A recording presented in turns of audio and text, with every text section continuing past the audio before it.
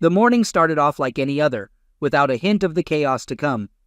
My alarm rang at 5, and as I began to rise, my wife gently pulled me back, her touch still as electrifying as it was 25 years ago. She then got up to make coffee while I showered, and afterwards, I took over the kitchen to make breakfast as she got ready. Over breakfast, we talked about what our day looked like, and she suggested having loaf and baked potatoes for dinner. I agreed, promising to pick up fresh French bread and maybe a pecan pie. "Pecan pie? You're going to spoil me," she said. "There's no one else I'd rather spoil," I replied. We shared a kiss and walked to the garage together, shared another kiss, and then went our separate ways to work. The drive in the morning went by without any issues. Then, around 11, my boss Harry called me into his office with urgent news. There was trouble in our St. Louis office. Baker had found Smithers with his wife, leading to Baker getting arrested and Smithers ending up in the hospital. With no one to manage the office, Harry needed me to fly out by 2:20 p.m. to take over.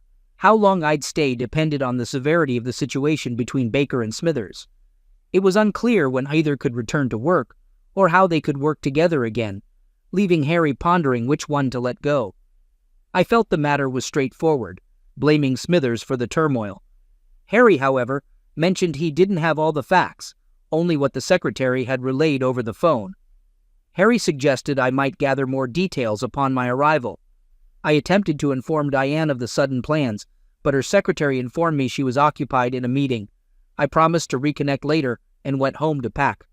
Finding Diane's car at home raised my curiosity, as she was supposed to be engaged in a meeting. Entering the house, I quickly realized the meeting wasn't as I had assumed based on her secretary's information. A path of clothing strewn from the couch to the stairs caught my eye, including men's garments. Near the stairs, I discovered men's pants with a wallet in the pocket. I inspected it, noting the name Stan North on the driver's license, pocketing the wallet. Further searching revealed a suit jacket draped over a chair, from which I extracted a checkbook and pocketed it as well. As I approached the upstairs bedroom, the noises I encountered confirmed what I had suspected. Upon entering, I found Diane and a man in a very intimate situation, with Diane actively engaging and expressing her pleasure. My presence seemed unnoticed until I nearly reached the closet, at which point the man, identified as Stanton North, finally saw me, halting abruptly. Diane, initially oblivious to my presence and immersed in the moment, pleaded for the continuation of their intimacy until she realized I was in the room. Her shock and desperation became apparent as she tried to disentangle herself from North. I announced nonchalantly that I was there to pack a bag from the closet, indicating that I intended to leave them to their privacy as soon as I had gathered my things. This attempt to maintain a semblance of normalcy did little to alleviate the sudden tension and awkwardness that filled the room following my unexpected arrival. With my back turned to them, I continued packing my suitcase with socks and underwear from the dresser. I could overhear Diane insisting that the man disengage from her and his acknowledgement of the chaotic situation. As I went to retrieve a garment bag from the closet, I noticed the man, North, making his exit from the bedroom, while Diane frantically searched for something to cover herself. She attempted to engage me, questioning my actions and packing, and tried to dismiss the situation as a misunderstanding, offering explanations.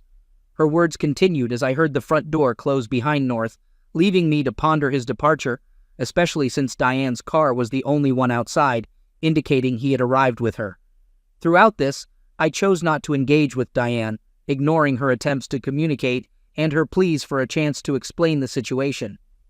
After informing them not to halt their actions on my account, I didn't utter another word as I exited the front door and made my way to my car. Diane tried to stop me, pleading for a moment to talk, but I didn't respond to her calls. Opening my car door, I scanned the surroundings for any sign of Stanton North, but found none, contemplating if he might be hiding, perhaps planning to return once he saw me leave. Diane nearly reached my car, running down the walkway in an attempt to catch me before I drove off, but I pulled away just as she was about to grasp the passenger side door handle.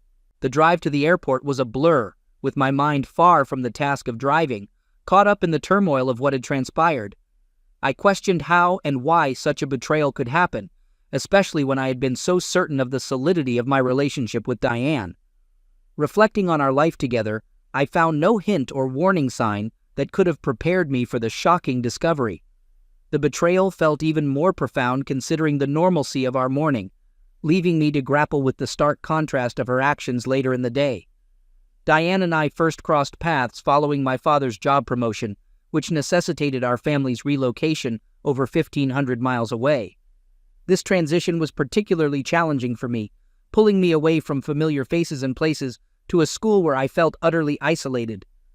During a particularly lonely lunchtime seated by myself in the school cafeteria, my solitude was interrupted by the most captivating girl I'd ever seen. Approaching me, she initiated conversation, identifying me as another new student, and introduced herself as Diane, extending her hand in greeting. It took me a moment to register her gesture before I responded, introducing myself in turn. Our conversation then unfolded over the remainder of the lunch period, where she inquired about my origins, and we spent the time acquainting ourselves with each other's stories, marking the beginning of our connection. She had joined me at my table because she had known what I was going through, because the same thing had happened to her the previous year. By the time the bell rang, we had made a date for her to show me around the town. Within 6 weeks, we were going steady, and like all typical teenagers, we were making out like Matt. Being a guy with raging hormones, I naturally tried to get Diane to go all the way, but she wouldn't do it. She was determined to honor her promise to her mother to go to her marriage better version. Luckily for my sanity, she broke that promise on her 18th birthday. We had some serious discussions after the night she gave me her virginity. I told her that I wanted to marry her, but that I didn't want to get married until I finished college. She wanted to get married right away, and she wasn't happy with me because I wanted to wait. I was telling my mom about it when she surprised the hell out of me. I had always seen my mom as somewhat conservative, so it took me by surprise when she suggested that I move in with my partner and live together until graduation. I questioned the practicality of such a move, citing my desire to wait until I could afford it, highlighting my concern about balancing supporting a spouse and continuing my education. My mom pointed out that while I might need to find a part-time job to cover some living expenses like groceries, there was sufficient money in my college fund to afford renting a small place off campus. I gave it some thought and then discussed it with Diane. After talking it through, we agreed to both take on part-time jobs to make it work. We found a small apartment within my budget and then faced the difficult task of informing her parents. Her mother was devastated that Diane had not kept her promise to remain a virgin until marriage, bursting into tears. Diane's father, on the other hand, insulted me thoroughly, inventing new insults as he went along. He then strictly told Diane she was forbidden from seeing me again and demanded we break up. Diane asked me to wait in the car after that. She emerged 10 minutes later with 2 suitcases in hand, never sharing the details of the conversation after I stepped out. It took 3 years before she spoke to her parents again, only reaching out to inform them they had a grandson. Suddenly, I was seen in a new light by her parents.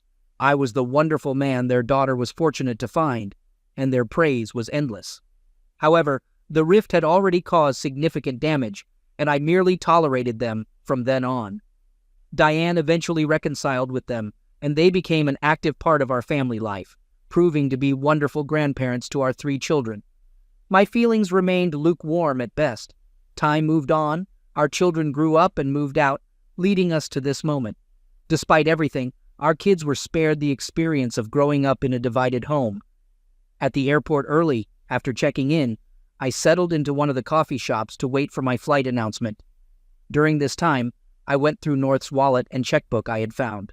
Inside the wallet, behind his driver's license, was an emergency information card that listed his blood type among other details. But more importantly, it mentioned an emergency contact, Arliss North, identified as his wife, along with a contact number. I decided to call this number. Upon reaching Mrs. North, I introduced myself as Frank Bellows and regretfully informed her that I had discovered her husband in a compromising situation with my wife, highlighting the gravity of the situation. Mrs. North initially thought it was a joke, unable to believe such news, firmly stating her husband would never betray her in such a manner. To convince her of the truth, I suggested she verify my identity with her husband upon his return, and to ask for his wallet and checkbook, which he would be unable to produce, as I had taken them after finding them in my house. I informed her of my current location at the airport, waiting for a flight to St. Louis, and offered to personally deliver the items upon my return. Mrs. North, now realizing the seriousness, inquired about my return. I mentioned my uncertain return schedule due to filling in for an absent colleague. When she asked if I could mail the wallet and checkbook, I acknowledged the possibility, but forewarned her that I intended to use some of the money found in the wallet to cope with my distress. I explained that the wallet contained $87 and that I felt the need to use some of it to drink away my sorrows, courtesy of her husband, though I assured her some funds would likely remain. I agreed to send the items to her office, setting the stage for a complicated exchange rooted in betrayal and its aftermath. She provided me with her address, which I carefully noted down. She then requested if I could send the wallet and checkbook overnight, offering to cover the shipping costs. Agreeing to her request, I informed her that I needed to leave as my flight had just been called, and after saying goodbye, I ended the call. My initial plan had been to abandon North's wallet and credit cards in a bathroom counter, hoping they would be found and misused, but contacting his wife altered my course. I hoped this action would lead to significant consequences for him. From the moment I left the house, my cell phone had been incessantly ringing, with each call from Diane, which I consistently ignored. As I exited the coffee shop, my phone rang once again. Expecting another call from Diane, I was surprised to find it was from my office this time. I returned the call and spoke to Harry. Harry advised me to get in touch with home, relaying that Diane had contacted him in a panic due to her inability to reach me. I explained to Harry that I was deliberately not answering Diane's calls.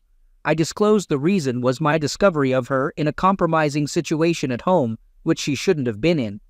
I mentioned I would consider speaking with her upon my return, hoping to be in a calmer state by then to avoid any extreme reactions. Harry suggested making it easier on myself by instructing the receptionist at work not to forward Diane's calls to me, a measure meant to further distance myself from the immediate turmoil. Right after making sure everything at the office was in tip-top shape and there were no fires to put out, I made a beeline for the post office to mail Mrs. North her husband's wallet and checkbook. I threw in a note with my contact details, just in case she needed to get in touch with any questions. Once that was squared away, I got on the phone with the cops to see where they were holding Baker and if I could drop by for a visit. Other than sporting a couple of battered knuckles and a snapped finger, Baker wasn't looking too shabby. He hadn't been in front of a judge for bail yet, because the big shots were waiting to hear from the hospital about how roughed up Smithers was, to figure out what charges to slam him with. I filled him in on Harry's worries and pressed him for his side of the story. It was a tale as old as time.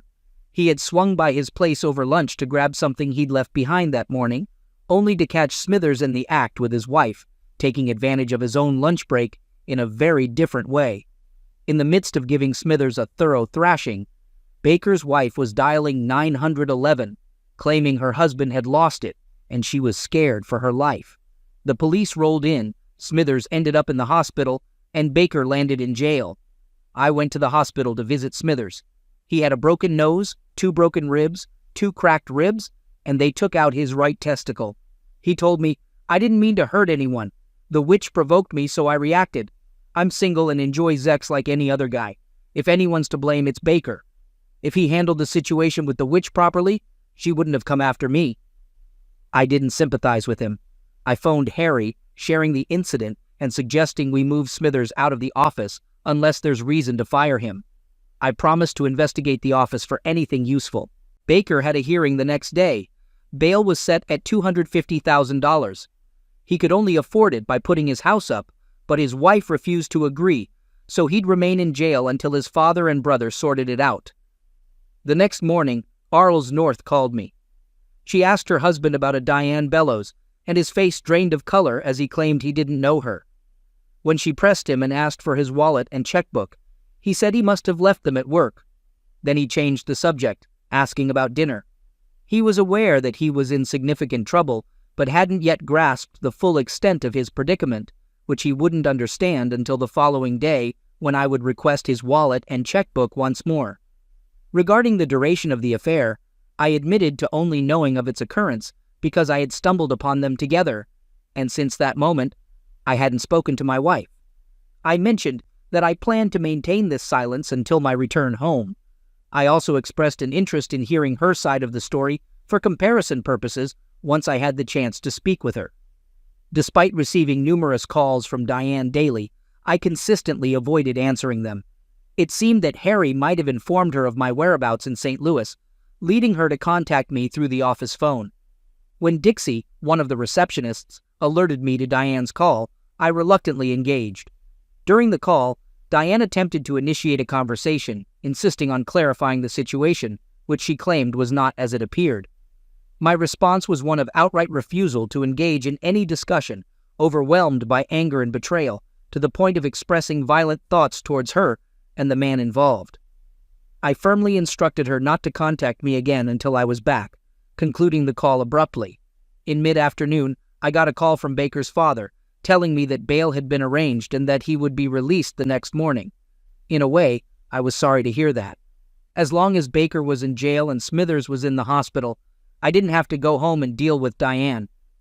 I had dinner and drinks on North again that night and made it back to my room about 7. The phone rang, and knowing it could only be Harry or Arles North with the number, I answered, finding Arles on the line. After exchanging greetings, she updated me on recent developments. Arles recounted that upon his return home, she confronted him once more about his wallet and checkbook. He attempted to deflect by claiming they were stolen from his office by someone on the night cleaning crew and promised to file a complaint the next day. I found the excuse laughable, questioning internally how long he thought he could maintain such a story. Arles expressed her skepticism directly to him, questioning his intelligence and pointing out the obviousness of his guilt when she mentioned my wife and then requested the wallet and checkbook. She highlighted the impossibility of making such a connection without solid evidence, making it clear she saw through his lies. His denial only fueled her anger, prompting Arles to physically present the wallet and checkbook by throwing them at him. She then explained how she came into possession of them and further revealed her call to his office, which contradicted his claims of not knowing the woman involved. Arles admitted to embellishing the truth to strengthen her position during the confrontation. I told him that when you got home from St. Louis, you were going to stop by and show me the pictures you took with your cell phone camera before they knew you were there. How did he take that? Confronted with undeniable proof, he admitted his mistake, begged for forgiveness, and insisted his cheating was a one-time slip-up, blaming it on my wife's persistent advances. He said her attraction and pursuit made it hard for him to say no, regretting only that he didn't think to use his cell phone camera for proof at the time. When asked if I believed his story about my wife pursuing him, I admitted it could be possible, knowing her behavior wasn't always predictable. As for whether it was a one-time thing, he swore it was, but his honesty was in doubt.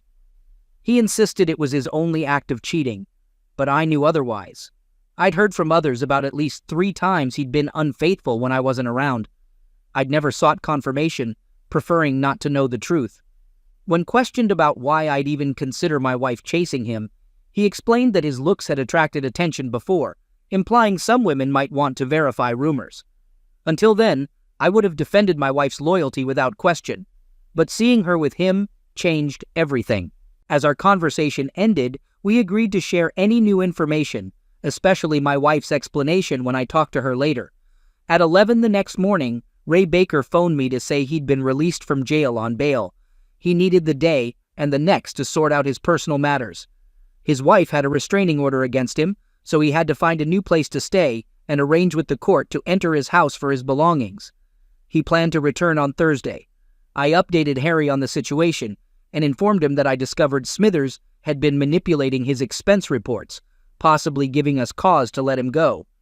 I mentioned I'd likely fly home Thursday evening, taking Friday off for personal matters, and would see him Monday. The next 2 days passed without trouble, and on Thursday morning, Ray was back at work. After filling him in on office matters, I asked about his situation at home since I was dealing with something similar. He mentioned the restraining order limited him to 500 feet away from her. I can enter the house whenever she's not there, but if she's home and refuses to leave when I want in, I need a court official to accompany me. So I waited down the street until she left for work. Then my brother and I went in and grabbed what I needed. I don't plan on going back. I'm not sure what she's thinking. She got the restraining order, but that's it. She didn't touch the bank accounts. I emptied them yesterday. I thought this state was no fault, and everything split evenly. In a divorce, yes, but I'm not aiming for that. I'm just walking away.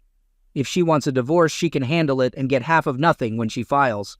We took out a loan on the house to renovate the basement, so there's no equity, and the money I took from the bank will be spent. I can argue I needed it to set up a new place after she barred me from the house. Oh, I need to call Harry to update my insurance and such. She might explain her actions, but I haven't spoken to her since the cops took me away, and I don't plan to. Why she did it doesn't matter. It matters only that she did. Deciding to rest before facing things at home, I booked a morning flight. After a good night's sleep and a hearty breakfast, I caught the airport shuttle and was back in Denver by 11. I went to the bank and withdrew all the money from our savings account. Then, I cashed in 5 out of the 9 certificates of deposit we had in the deposit box and transferred all the money to our checking account. Diane was still at work when I got home, so I had the house to myself until 6. I immediately called the credit card companies to get payoff balances for all our cards and canceled all but 5 of them. I decided to keep the American Express card I mainly used for business and 2 other cards under my name, transferring 2 to Diane's name. Afterward, I returned to the bank to arrange wire transfers to pay off the remaining cards using the money in our checking account. With that sorted, I took half of the remaining money from the checking account and opened a new checking account in my name alone. I also organized for another safe deposit box under my name and transferred 2 of the remaining 4 CDs into it. Then, I headed back home. Since the kids had grown up and moved out, I had converted one of their bedrooms into a home office. The other 2 were kept as guest rooms for when they visited. I chose the spare bedroom next to the dining area and moved all my belongings there. Once settled, Diane came home, calling out as she searched the house. I stayed quiet until she reached upstairs, finding me facing away from the door. When she begged for a talk, I turned to confront her about her unfaithfulness. Despite her reaction, I shifted the focus to money matters, asking her to wait downstairs while I got some papers. When I joined her in the kitchen, I explained I wouldn't rush into any decisions about us.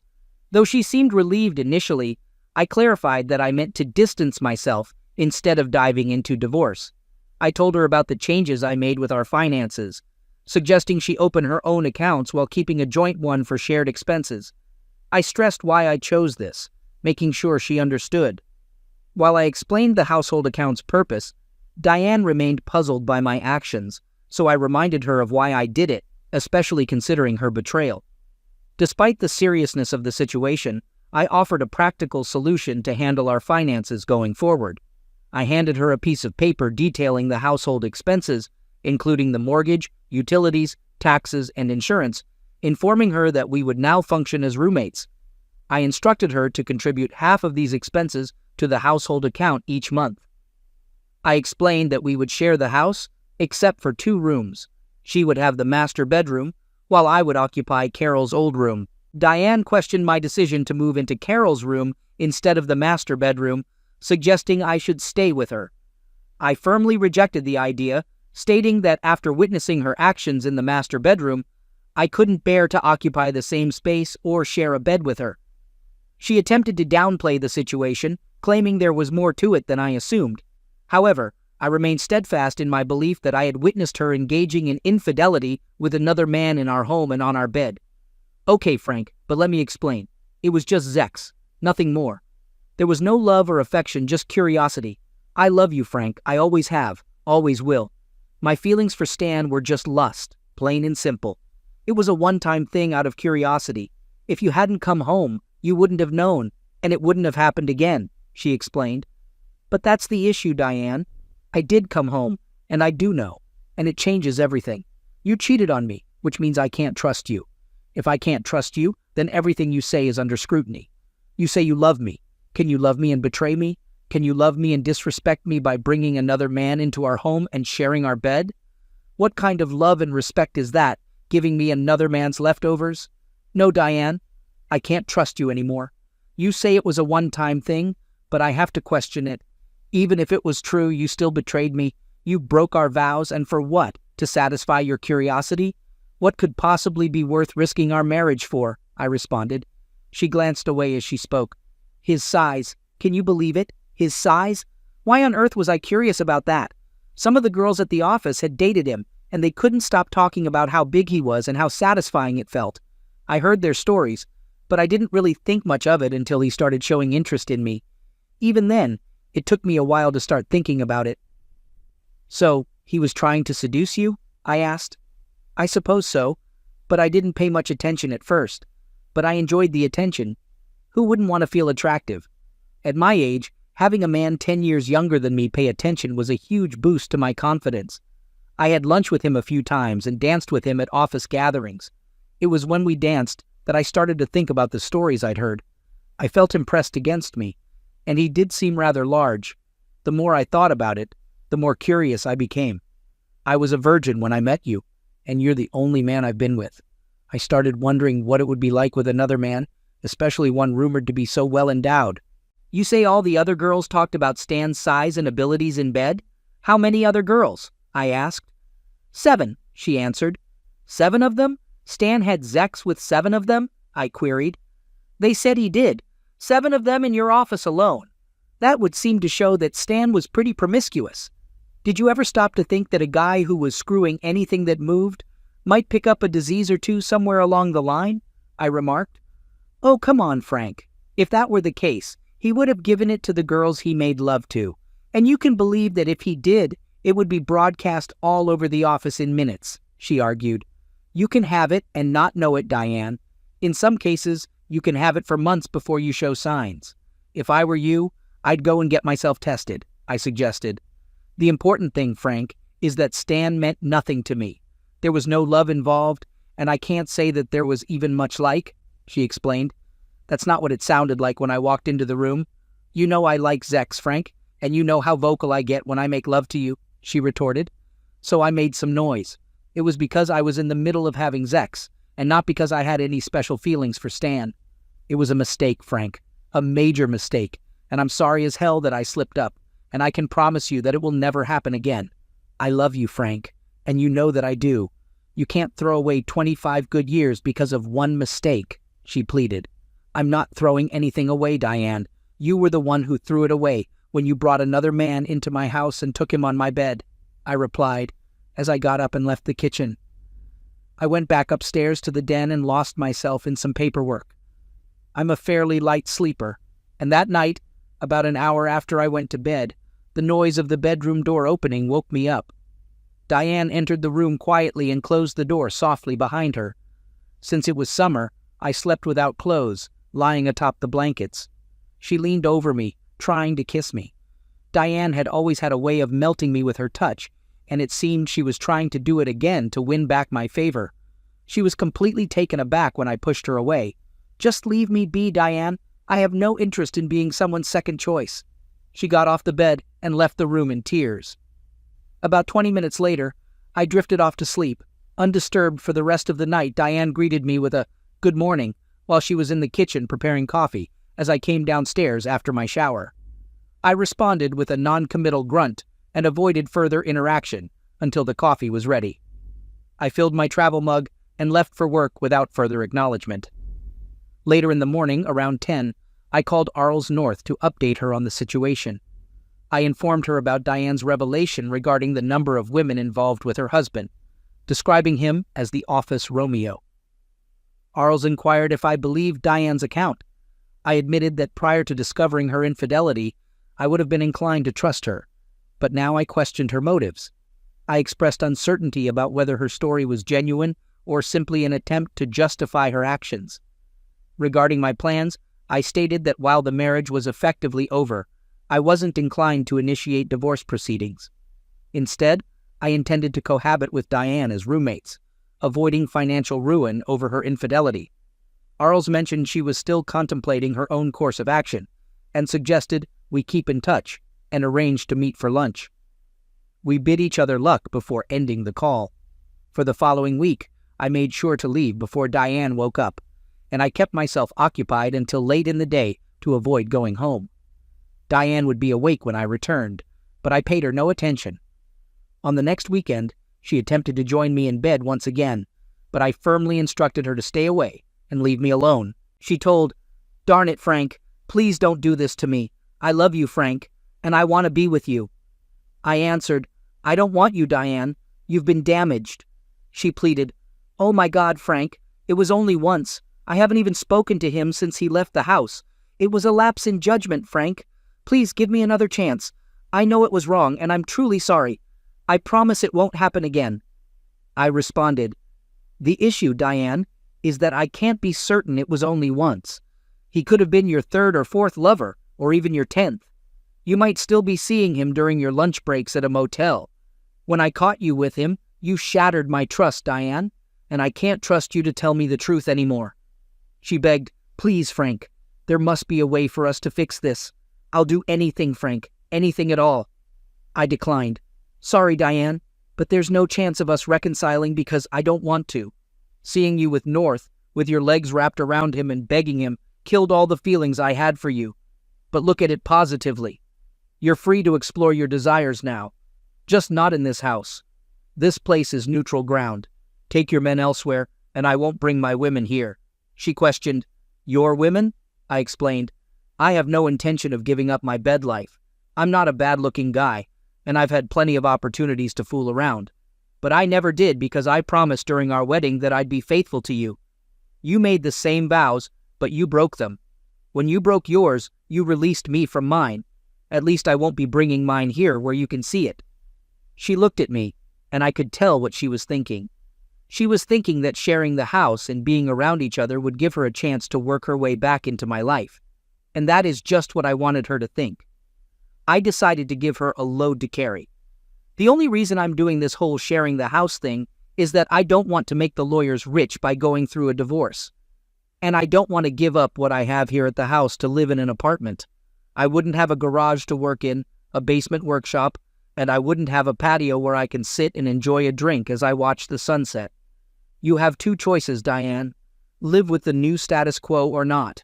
If you choose not to, then you can either move out or take over the house payments and expenses, and I'll move out. You say that you really do love me, so here is your chance to prove it. You can accept home sharing, or you can take the house and cost me my garage, my workshop, and my patio just like you cost me my wife. Your choice. There is no chance? She asked. I don't see how there could be, Diane. She was silent for a few moments, and then she opened her mouth and drove the final nail into her coffin. What are you going to do with the pictures, Frank? The pictures? The ones you took with your cell phone camera? She inquired. She hadn't spoken to North since he fled the house. So, how did she learn about the cell phone pictures? It was a tale concocted by Arliss and passed on to her husband 5 days after I caught Diane and North in our bedroom. No, I couldn't trust anything Diane said anymore. I couldn't physically harm her, and kicking her out would hurt me more than it would punish her. But having her around while I ignored her would torment her mentally, and that was the best I could hope for. I had no doubt she loved me, and I knew she would cling to the slim chance of winning back my affection. It wasn't going to happen. I meant it when I said seeing her with North had extinguished all my feelings for her. But the longer she held on to hope, the longer my retaliation would endure. With my plan for revenge against Diane set, I shifted my focus to Stan North. The private investigator's findings confirmed my suspicions. Despite being caught by both me and his wife, it hadn't slowed him down one bit. Besides his wife, he was involved with 5 other women. In the 3 weeks I had the PIs tracking him, he hadn't done anything with Diane, but he was intimately involved with 2 of her colleagues. One of them, Mary Ellen Bingham, had a husband who worked late shifts. Every Tuesday and Thursday after work, North would visit Mary Ellen at her home on Sunflower Way, staying for 2 hours before leaving.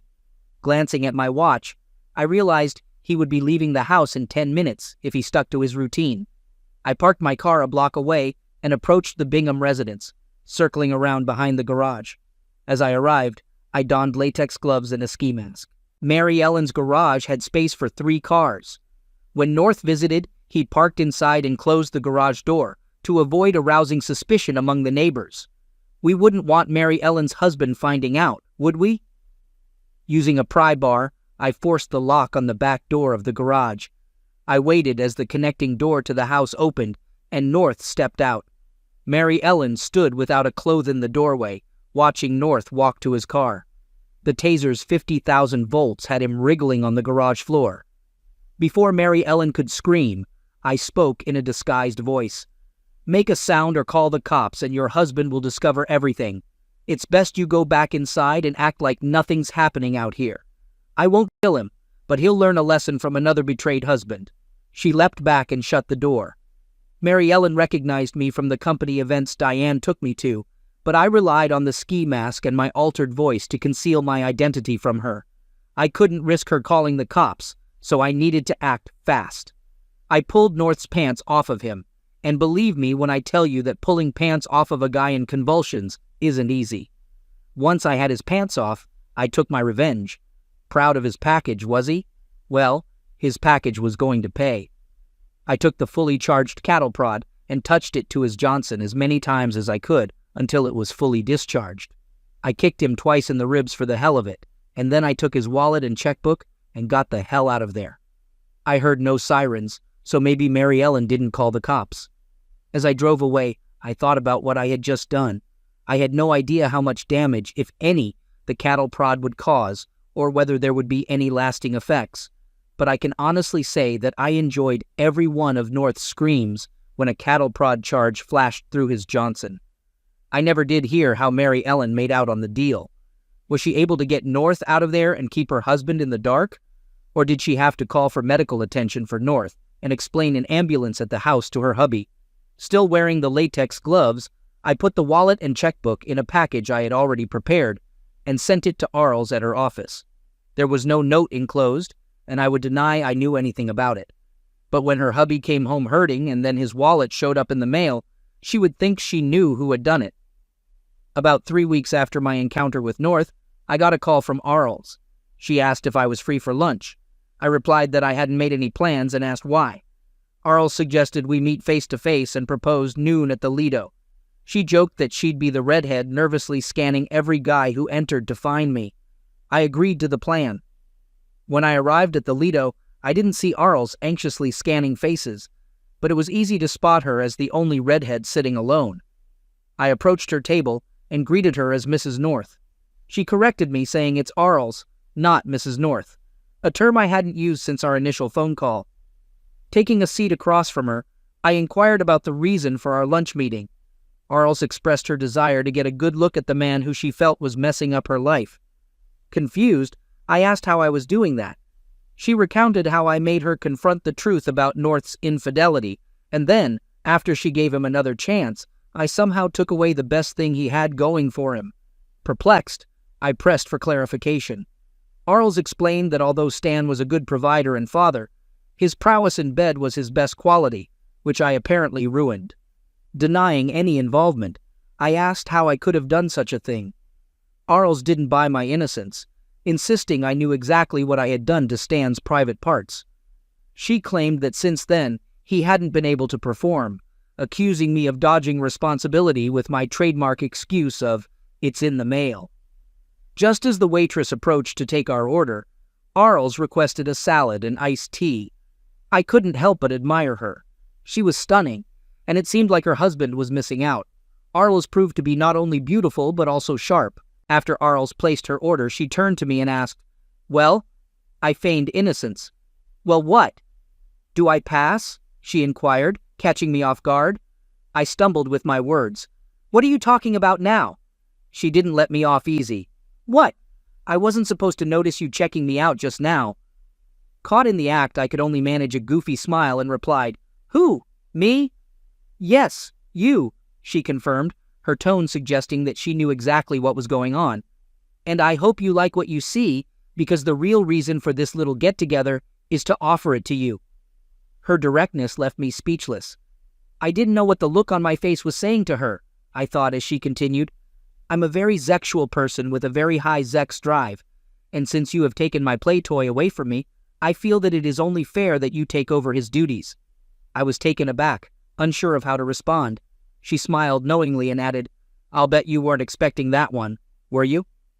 "To be honest, it never entered my mind," I admitted. "Well, Frank," she pressed on, "here is the way I see it. You deprived me of my bed partner. so it is only fair that you take his place in second. What can be a more fitting way to get back at your wife and my husband?" Her proposal left me conflicted. "I don't know, Arles. The package is outstanding, but I don't know that it is a good idea. The situation that I'm in right now could be upset if I give Diane grounds to sue for divorce." "You aren't divorcing her?" she asked, surprised. I explained my plan, and Arles laughed. "You're evil, aren't you? But not to worry. I don't intend to broadcast it. If Stan never gets the use of his equipment back, I'll divorce him. And I don't want him to have grounds to countersue either." "You are serious about this?" I inquired, still hesitant. "You betcha," she affirmed with a nod. "And that's how my affair with Arliss North began. It's been ongoing for more than a year now, and there's no sign of it stopping anytime soon. Her husband still struggles with erectile dysfunction. Doctors find no physical cause, so it's likely psychological. Arliss plans to give him until the year's end, and if there's no improvement, she's ready to move on. As far as I know, Diane isn't seeing anyone. However, she knows I'm involved with someone, though she's clueless about who. The knowledge of my affair tortures her, yet she clings to hope for a miracle that won't happen. It's the perfect,